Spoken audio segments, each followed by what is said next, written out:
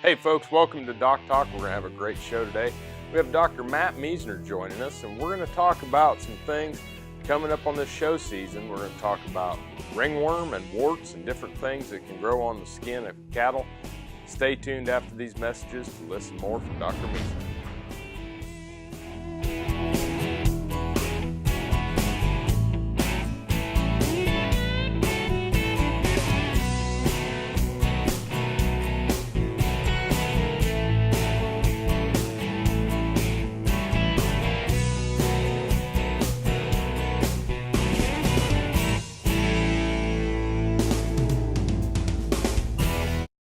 Closed captioning brought to you by Ag Promo Source. Together we grow.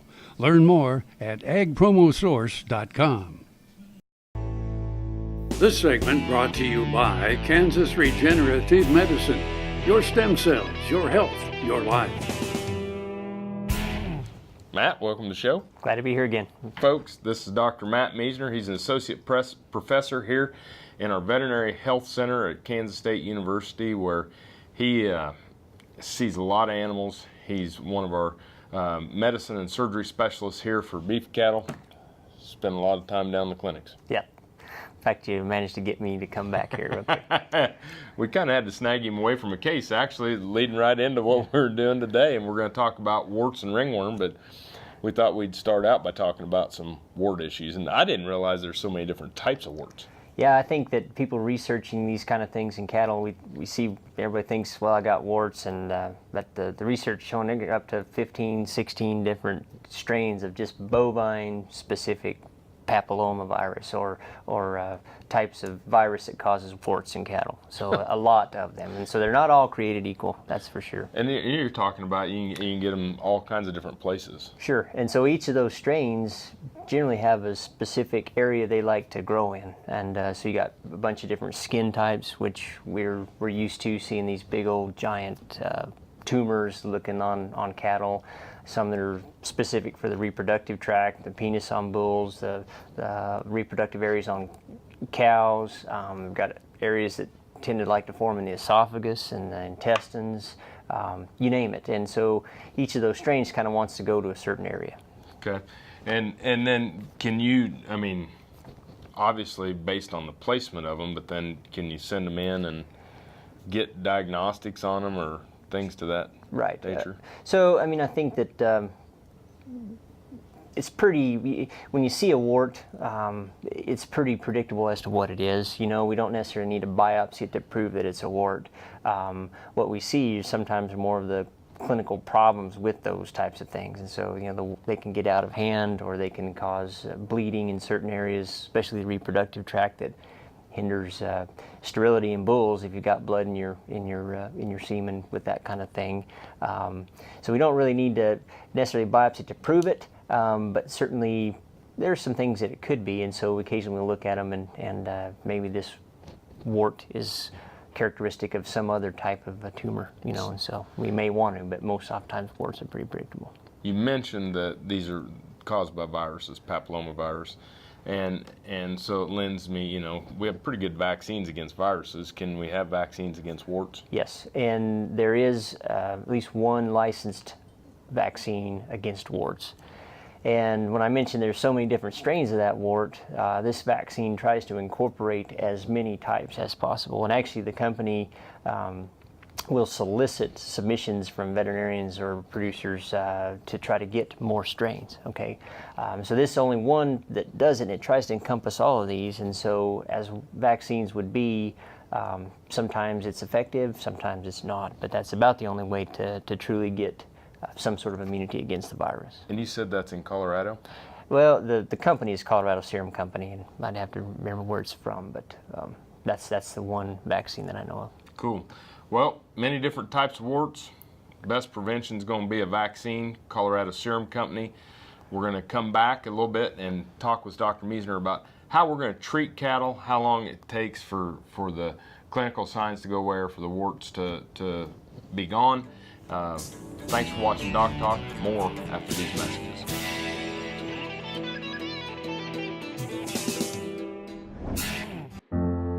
This is Eric Stonestreet. and as many of you know, I love my home state of Kansas.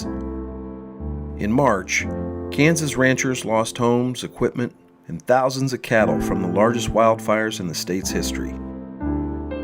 Imagine losing all you have in a fire.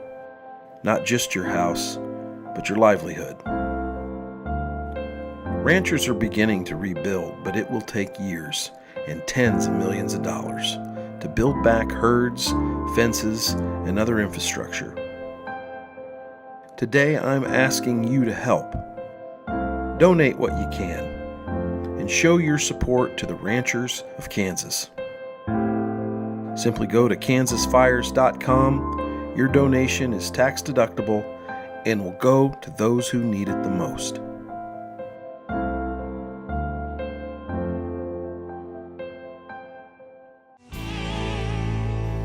This segment brought to you by Santa Fe Trail Meats in Overbrook. Visit us online at sftmeats.com.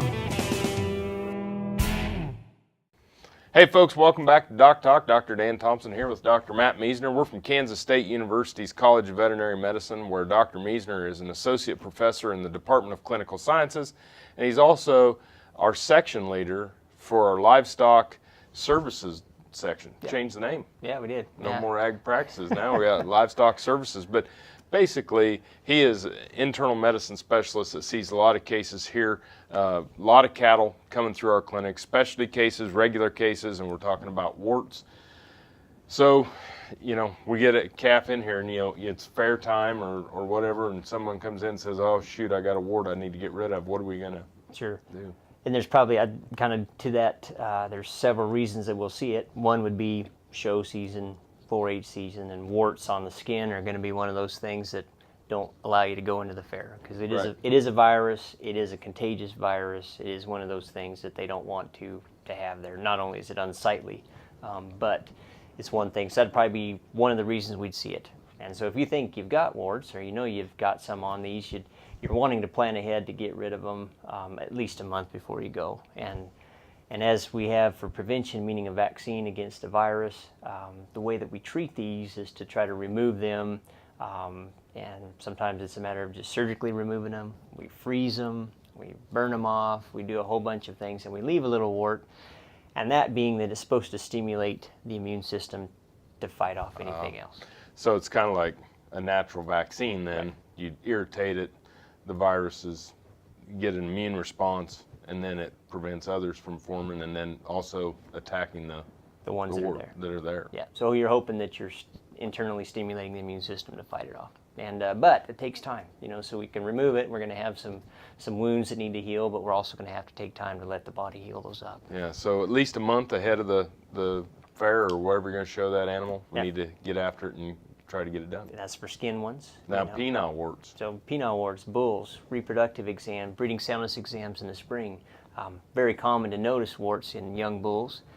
Most of them will resolve on their own as their immunity develops. Okay, but if they test a bull and they see a wart, certainly anything on that wart when he tries to breed could cause bleeding. Bleeding's not going to allow him to have a successful pregnancy, because that's going to hinder it. So then we'll possibly talk about taking that wart off if it doesn't go away on its own. And again, planning ahead. We usually try to take these off, remove the wart, check them 2 weeks, make sure it's gone. Okay, some of them are really persistent and they don't want to go away. So a lot of times, we'll see these we have to treat multiple times, before they go. And but again, planning for at least a month ahead to get this stuff cleared up. 60 days prior to, or at least a month prior to breeding season, this thing needs to be cleared up, and those kind of things. So, and you probably take those off the same way, excise them or freeze them? Surgery, freezing, we do some laser therapy in the clinic, so some of those kind of things. And so there's multiple ways to try, and depending on the strain, sometimes they're a little difficult to get gone, so we need to plan ahead. Ever vaccinate in the face of already having warts? Yep. We do that too, just trying to see if we can stimulate it, but usually that strain is going to be fairly specific. Cool. Yeah. Well, let's take a break, and then we'll switch gears to something a little more itchy. Sure. Ringworm. Folks, thanks for watching Doc Talk. Dr. Matt Meisner, Dr. Dan Thompson. More after these messages.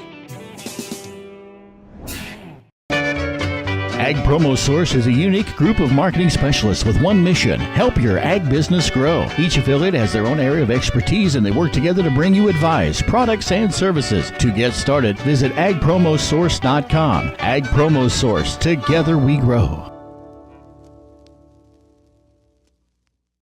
Valley Vet Supply is devoted to providing information and professional quality products at reasonable prices.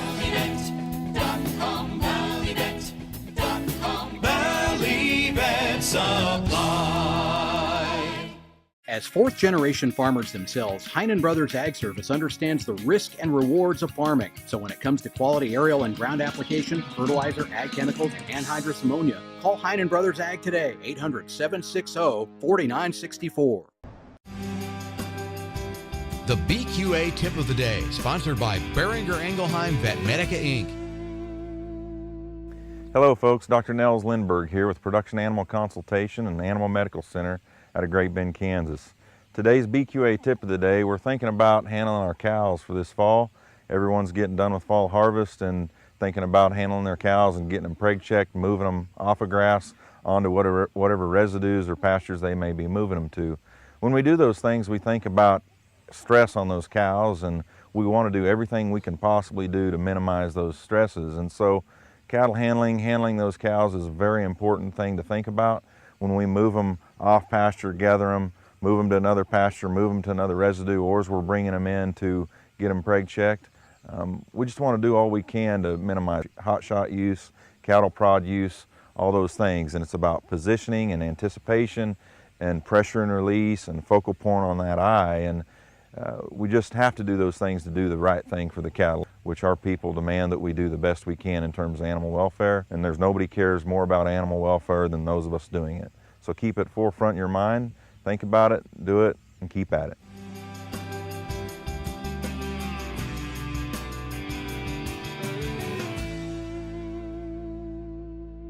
Healthy cows start with the new hired hand automatic livestock sprayer. Rancher invented to provide an efficient alternative to pour-on and injectable parasite management systems. The portable design allows cattle to treat themselves head to hoof. Strategic device placement with pass-through activation technology takes the stress out of parasite treatment for cattle and the rancher, leaving more time to tend to other vital tasks on the farm. To learn more, visit cowsprayer.com. The new hired hand makes healthy cows easy.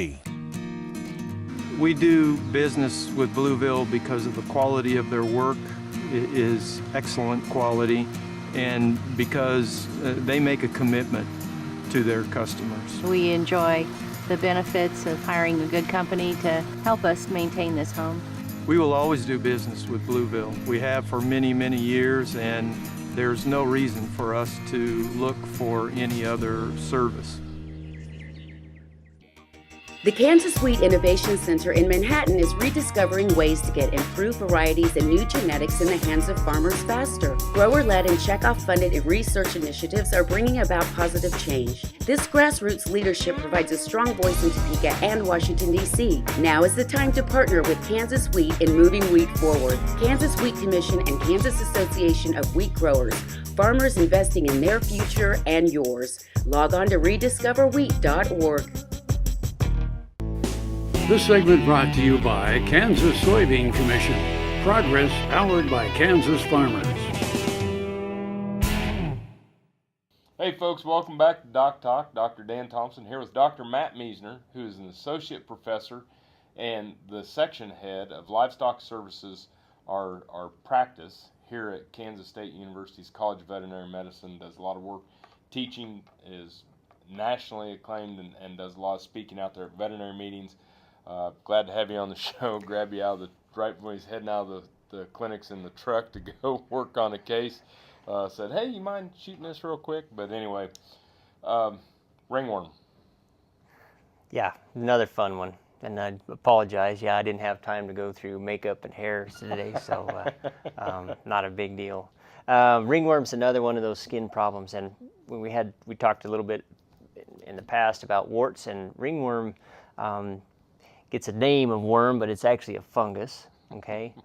And it can sometimes look like warts because sometimes it gets kind of a crusty surface to it, you know? So, but ringworm is actually not a worm. It's a fungus. and it's a contagious fungus. It's another one of those skin things that'll keep you out of the fair because they don't want to have that type of a contaminant in the environment or on other animals to create other problems. Mainly contagious cattle to cattle, but there could be some issues, you know, where it could be zoonotic, right? Right. Or from cattle to people. Yeah, so sure. I mean, it can go from critter to critter, from critter to post to critter. It can go critter to ewe to critter, and it can go. Some species of ringworm in animals can be transmitted to people to cause clinical problems, some severe itching and other things. And some people are more susceptible to it than others. But ringworm, you know, some of this are again a bunch of different species of ringworm, and a lot of them are species specific. In cows, generally get cow types and goats and cats but some of those species are certainly zoonotic to you too. I've had clients come in and had ringworm on a cat, and then you look at their arms and it's on their arms or wherever they're holding that cat. Yeah, just be careful. Yeah, it's not pretty. And then, you know, you said there's no vaccines for this. Right. So unlike the warts or other skin things where we've got a typical virus, a fungal type situations like this, there's really no preventive mechanism like a vaccine for it. It's one of those things, you either clear it or we treat it and take care of it. So they're picking it up where? In the environment. And so again, usually it's an animal that's had it, they're carrying it, they're contaminating the environment with it, and it can reside in various areas. As long as it's in the right environment, it can last, and an animal can rub up against a post or a gate or anything and manage to get it in that situation too. So we're going to look at you know, prevention basically is going to be, if you have an animal, you're going to isolate it, and then the rest of it's taking care of the environment and making sure that we get it cleaned up. Sure. Yeah, you'd want to, I mean, you know, a lot of areas will be self-cleaning and get sunlight and those kind of things, but moist, dark areas and a bunch of crevices can hold it, and then you got to be careful with that kind of a thing. You think about some of the show cattle that we keep inside or keep them in cooler boxes, things of that nature. You might want to disinfect or scrub down those cooler boxes. Right. Yeah.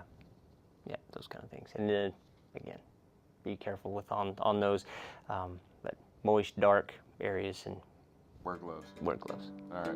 Let's take a break, folks. You're watching Doc Talk. Dr. Matt Meisner here. When we come back, we're going to talk about how to treat ringworm after these messages.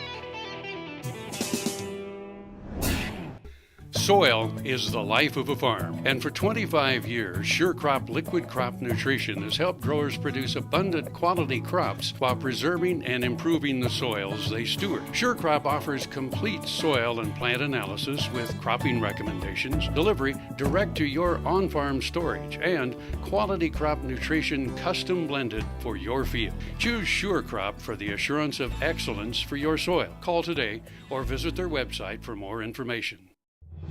No matter where, no matter why, the Veterinary Health Center at Kansas State University is committed to providing quality patient care to animals and exceptional customer service to their owners.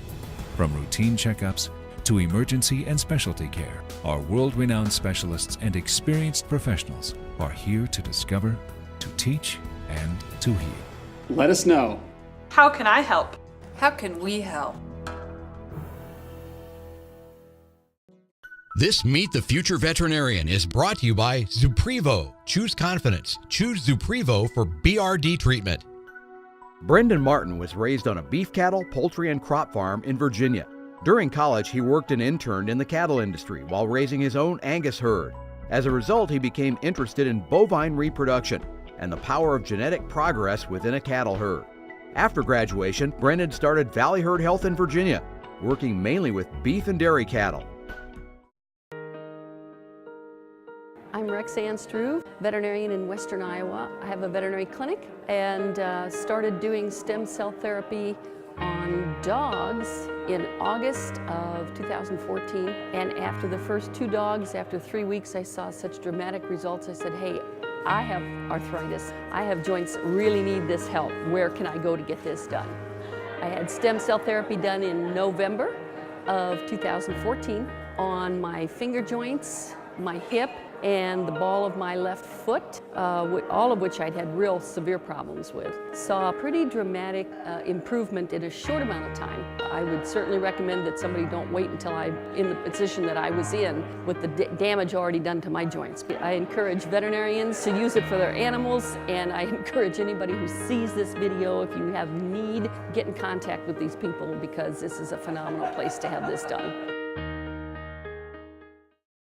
Next time you see a beautiful field of corn, reach out and thank the farmers who work tirelessly to raise corn for livestock feed, renewable fuels, and exports to feed a growing world population. The farmers on the Kansas Corn Commission work for Kansas Corn with grower-funded checkoff dollars that support foreign and domestic market development, research, promotion, and education to expand opportunities for Kansas farmers. To learn more, visit kscorn.com. This segment brought to you by Kansas Farm Bureau, the voice of agriculture. To join today or more information, go to kfb.org or find us on Facebook or Twitter. Hey folks, welcome back to Doc Talk. I'm here with Dr. Matt Meisner, who's an associate professor in the Department of Clinical Sciences and the section head of the Livestock Veterinary Services here at Kansas State's Veterinary Health Center. We're talking about ringworm and the fungus mungus, and you know, when we get dogs and cats and people, there, you know, we can use some not just topical things, but we can actually treat them with antifungals, systemic antifungals, and that we don't do that much in beef cattle. Don't do it much in cattle, and the reason being is it's fairly expensive. Being ruminants, it's hard to get the volume that you'd want into them to be effective against treating these kind of things, and so in almost all situations it's not really practical, and we don't even really know how effective it is in some of these to give a drug like greasiafulvin is the drug that a lot of people would get, or a cat might get or something, but not going to be something that we pick off the shelf really readily. And we're eating these animals. Yeah. And so, right. you know, withdrawals and things like that, and some of these products. But so when you start to think about, well, I'll go get my veterinarian to give me something that's internal that we had a cat and we gave it this and it dried it up, probably not going to be the same. And lot different decision process in that, and not just cost. You know, so again, effective, cost, withdrawal times, those kind of things. So systemic treatment is pretty unlikely, and that's really, some of those drugs are really the only ones that are proven. You know, there's some theoretical treatments with iodides and iodines and other treatments that have really not been proven, certainly have their own side effects that have been attempted, but really not proven. The only things that you can really do for these are treat them topically, clean them, betadine type things, and sun drying. You know, there's been a bunch of witch magic out there with flower treatments. I'm not going to mention names on these because it's not right, but there's been some things that diesel solvents and a bunch of different things to try to dry these out that have been tried, again not proven, and maybe more irritating than good. But there's a bunch of ringworm it creates a bunch of desperation because it's a hard one to get rid of, and so. And I think that, you know, the other thing is, as you mentioned earlier, fungus or ringworm in humans versus cats versus dog and cattle can all be different. Yeah. And so trying to buy all over-the-counter stuff for humans isn't going to probably work on cattle. Again, getting back to iodine, scrub, cleaning it, and getting it out in the sunshine and drying them out. Yeah. A lot of them self-resolve. Yeah, a lot of them will clear up on their own. And I think a lot of it has to do with the individual's immune system. You know, some people are more susceptible to it. Some cattle are having trouble getting rid of it, and it has to do with just some of their immunity or ability to fight it off on their own. And so that's something we kind of keep in the back of our mind as well. Wow. It's been a great show. I always appreciate you coming on and spending time with us. And, you know, anything else on ringworm or warts or? No, I mean, yeah, it's frustrating, and I feel the pain of the producer a lot of times when we're trying to get these things cleared up, and it's just it can be a lot of work to get them gone. Make sure you plan ahead. Make sure you work with your local practitioner. And if you want to know more about what we do on Doc Talk, you can find us at www.doctalktv.com.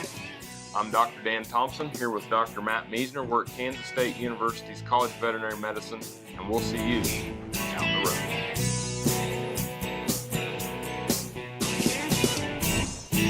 Closed captioning brought to you by Ag Promo Source. Together we grow. Learn more at agpromosource.com.